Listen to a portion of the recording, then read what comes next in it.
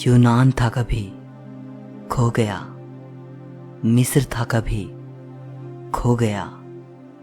Babylon था कभी, खो गया। कितनी सभ्यताएं आई और चली गई, लेकिन भारत, जिसकी परंपरा इतनी पुरानी होने के बावजूद भी आज भी अपना अस्तित्व बनाए हुए है। मार्क ट्वेन लिखते हैं, भारत मानव जाति का पालना है। ये वो स्थान है जहां मानव भाषा का जन्म हुआ। भारत की धरती मानव इतिहास की मां है। ये महान गाथाओं की दादी है और परंपराओं की परदादी है। भारत मानव इतिहास की सबसे कीमती और सबसे रचनात्मक चीजों का खजाना रहा है। इस वीडियो में हम भारत के प्राचीन इतिहास से जुड़ी 7 इंटरेस्टिंग बातें जानेंगे। नंबर 1, आर्कियोलॉजिकल एविडेंसेस बताते हैं कि भारत का शहर वाराणसी दुनिया के सबसे प्राचीन बसाए गए शहरों में से एक है, जो आज भी अपने वजूद में है। इसे बनारस भी कहा जाता है और ऋग्वेद में इसे काशी कहा गया है। वैसे बनारस को कम से कम 3000 साल पुराना माना जाता है, लेकिन हिंदू मिथोलॉजी के अनुसार भगवान शिव ने 5000 साल पहले इस शहर की स्थापना की थी। और आपको जानकर हैरानी होगी कि जब 2500 साल पहले भगवान बुद्ध काशी आए थे, उस वक्त भी इसे द एंशिएंट सिटी कहा जाता था। हिंदू धर्म के 7 पवित्र स्थानों में से काशी को सबसे पवित्र माना जाता है। यहाँ तक कि जैन और बौद्ध धर्म में भी काशी एक बेहद पवित्र स्थान है। नंबर 2, तक्षशिला विश्वविद्यालय को दुनिया की सबसे पहली यूनिवर्सिटी माना जाता है। इसको ईसा से 700 साल पहले प्राचीन भारत के तक्षशिला शहर में स्थापित किया गया था। आजकल ये जगह पाकिस्तान में मौजूद है। तक्षशिला में विश्व भर के 10,500 से भी ज्यादा स्टूडेंट्स पढ़ा करते थे। Science, math, medicine, politics, astrology, astronomy, music, religion और फिलोसफी जैसे 60 से भी ज्यादा विषय यहाँ पढ़ाए जाते थे। अलग अलग विषयों के स्कॉलर्स ने अपने अपने आश्रम यहाँ बना रखे थे। हमारे मशहूर इकोनॉमिस्ट और फिलोसोफर विष्णुगुप्त चाणक्य तक्षशिला में आचार्य थे। चाइनीज ट्रैवलर फाहियान जब 5वीं सदी की शुरुआत में भारत आए थे, तो उन्होंने तक्षशिला को भी विजिट किया था। अपनी राइटिंग्स में उन्होंने तक्षशिला का जिक्र भी किया है। 7वीं सदी ईसा पूर्व से लेकर 5वीं सदी तक भारत का ये महान विश्वविद्यालय अच्छी तरह फला फूला। 6ठी सदी आते आते विदेशी हमलावरों ने तक्षशिला को पूरी तरह से नष्ट कर दिया। नंबर 3, शिक्षा के मामले में आज भारत भले ही दुनिया के बहुत से देशों से पीछे हो, लेकिन एक समय था जब भारत की नालंदा यूनिवर्सिटी हायर एजुकेशन के लिए दुनिया का सबसे इम्पोर्टेंट सेंटर हुआ करती थी। नालंदा तक्षशिला से भी वेल ऑर्गेनाइज्ड यूनिवर्सिटी थी। कोरिया, जापान, चीन, तिब्बत, इंडोनेशिया, फारस और तुर्की जैसे देशों से स्टूडेंट्स यहाँ पढ़ने आते थे। नालंदा यूनिवर्सिटी का एंट्रेंस एग्जाम बेहद मुश्किल होता था। चुनिंदा प्रतिभाशाली स्टूडेंट्स ही प्रवेश पा सकते थे। नालंदा के बारे में आज हमें जो ज्यादा जानकारी मिलती है, वो famous Chinese travellers when Tsang और इत्सिंग की राइटिंग्स से मिलती है, जो 7th सेंचुरी में यहाँ आए थे। हुएन त्सांग ने अपनी भारत यात्रा के 2 साल नालंदा में बिताए थे। शुरुआत में वो एज अ स्टूडेंट यहाँ रहे, फिर बाद में उन्होंने यहाँ पढ़ाया भी। हुएन त्सांग लिखते हैं कि जब वो नालंदा आए थे, उस वक्त वहाँ 10,000 स्टूडेंट्स थे और 1510 आचार्य थे। ये अनुमान लगाया जाता है कि एक समय में हमारे ग्रेट मैथमेटिशियन आर्यभट्ट नालंदा के हेड थे। नालंदा में हजारों स्टूडेंट्स और स्कॉलर्स के अध्ययन के लिए एक विशाल लाइब्रेरी थी। इस लाइब्रेरी में 3 लाख से भी ज्यादा किताबें थी। 12वीं सदी के अंत में तुर्की हमलावर बख्तियार खिलजी ने नालंदा को जलाकर पूरी तरह नष्ट कर दिया।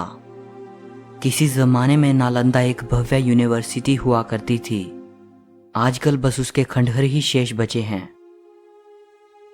नंबर 4, इंडस वैली सिविलाइजेशन के जन्म से ही भारत का इतिहास शुरू हुआ माना जाता है।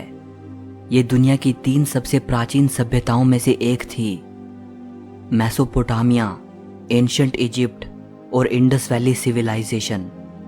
और अगर इसे एंशिएंट इजिप्ट और मेसोपोटामिया की सभ्यताओं से कंपेयर करें तो इंडस वैली सबसे ज़्यादा वाइड स्प्रेड सिविलाइजेशन थी। अगर इंफ्रास्ट्रक्चर और टाउन प्लानिंग की बात करें तो इंडस वैली सिविलाइजेशन उस समय के लिए एक बेहद एडवांस्ड सभ्यता थी।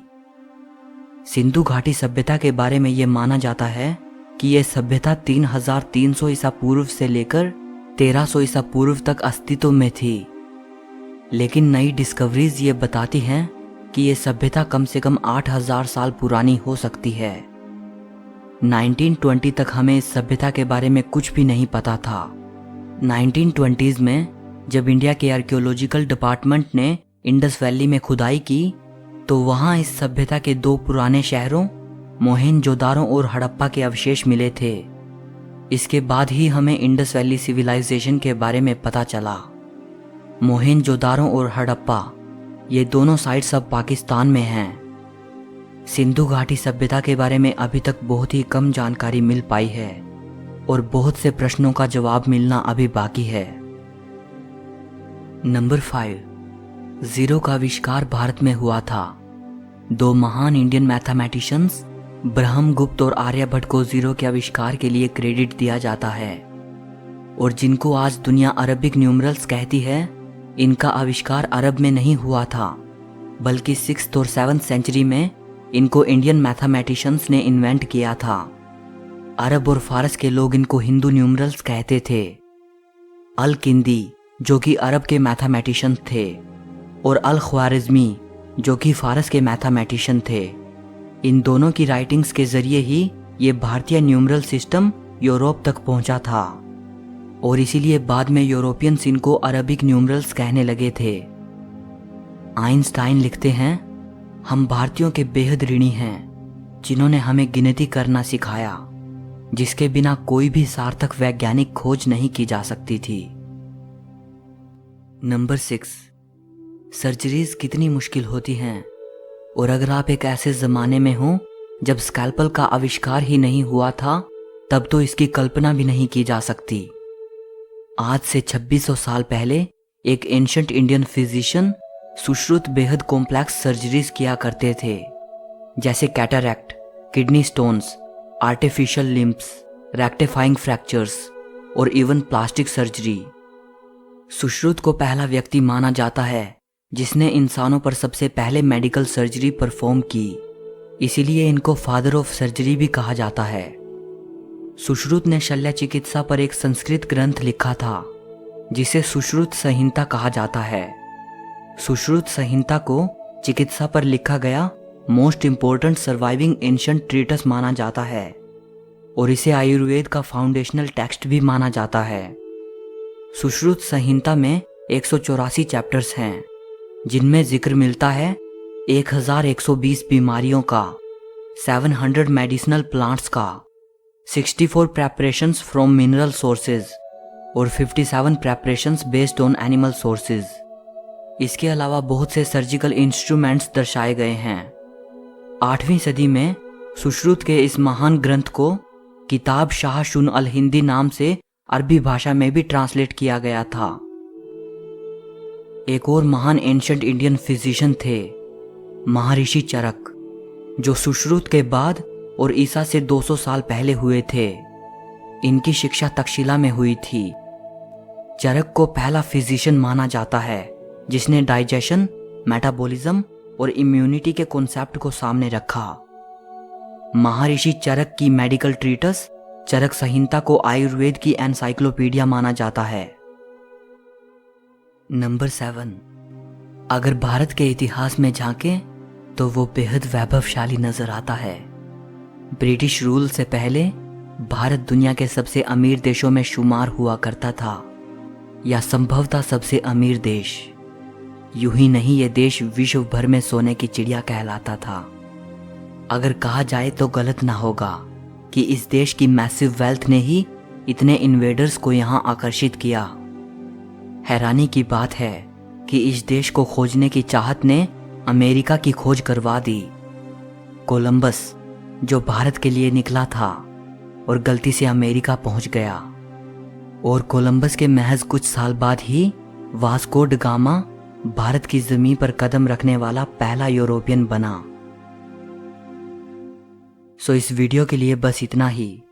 अगर आपको वीडियो अच्छी लगी हो तो लाइक और शेयर कर देना, और हिस्ट्री से जुड़ी ऐसी ही वीडियो देखने के लिए चैनल को सब्सक्राइब करके घंटी को दबा देना। सो मिलते हैं अगली वीडियो में।